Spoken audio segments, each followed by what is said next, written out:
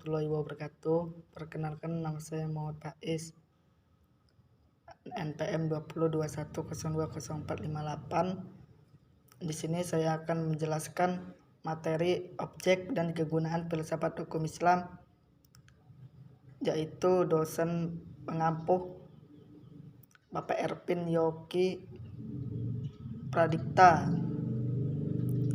Baik, di sini saya akan menjelaskan materi tersebut.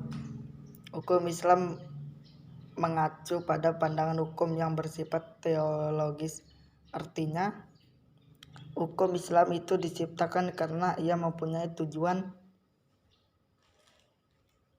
dari adanya hukum Islam adalah terciptanya kedamaian di dunia dan kebahagiaan di akhirat. Jadi hukum Islam bukan bertujuan meraih kebahagiaan yang fana dan pendek di dunia semata, tetapi juga mengarahkan kebahagiaan yang kekal di akhirat kelak. Inilah yang membedakannya dengan hukum manusia yang menghendaki kedamaian di dunia saja. Tujuan hukum Islam tersebut merupakan manifestasi dari sifat Rahman dan Rahim, Maha Pengasih dan Maha Penyayang Allah kepada semua makhluknya. Rahmatan lil alamin adalah inti syariah atau hukum Islam.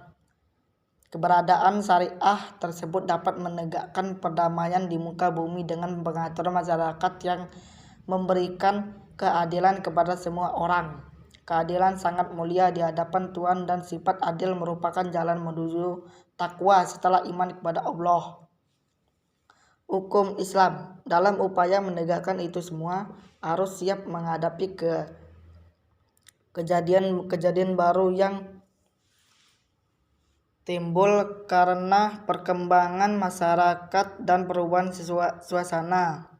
Oleh karena itu, pengkajian filsafat hukum Islam mutlak diperlukan. Keberadaan filsafat hukum Islam akan menegakkan hukum Islam dan memberikan jawaban terhadap tantangan zaman dan merupakan hukum terbaik sepanjang zaman bagi semesta alam.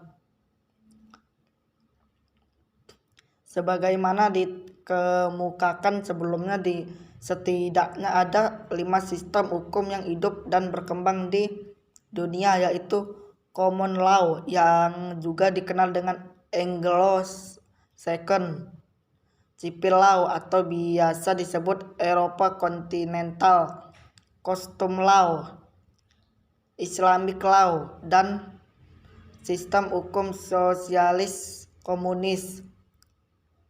Manfaat studi filsafat hukum Islam adalah 1. Menjelaskan kajian filsafat hukum Islam akan memberikan pengetahuan hukum Islam secara utuh kepada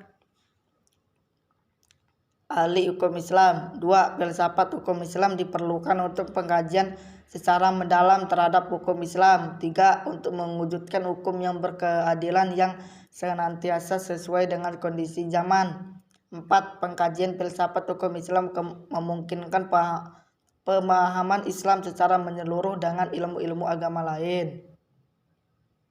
Para ahli usul fikih sebagaimana ahli filsafat hukum Islam membagi filsafat hukum Islam kepada 2, yaitu filsafat tasri dan filsafat syariah. Filsafat tasri, filsafat yang memancarkan ahli filsafat hukum Islam, menguatkannya dan memeliharanya. Filsafat ini bertugas membicarakan hakikat dan tujuan penerapan hukum Islam. Filsafat tasri terbagi kepada 1. Dahahim al-hakam atau dasar hukum Islam. 2. Mabadiyal hakam atau prinsip-prinsip hukum Islam. 3. Usul al-hakam atau yang disebut pokok-pokok hukum Islam atau masadir al-hakam, sumber-sumber hukum Islam. 4. Maqasid al-hakam atau tujuan-tujuan hukum Islam. 5. Qawaid al-hakam atau yang disebut kaidah-kaidah hukum Islam. Filsafat syariah, filsafat yang diungkap dari materi-materi hukum Islam seperti ibadah, muamalah, jinayah, ukubah, dan sebagainya. Filsafat ini bertugas membicarakan hakikat dan rahasia hukum Islam. Termasuk dalam pengembangan filsafat syariah adalah 1. Asrar al-Ahkam atau rahasia-rahasia hukum Islam. 2. Khasa'is al-Ahkam yang disebut ciri-ciri khas hukum Islam. 3. Mahasin al-Ahkam yang disebut keutamaan hukum Islam. 4. Tahawabi al-Ahkam atau yang disebut karakteristik hukum Islam. Sekian, terima kasih. Itu saja yang bisa saya jelaskan. Sebelumnya, wassalamualaikum warahmatullahi wabarakatuh.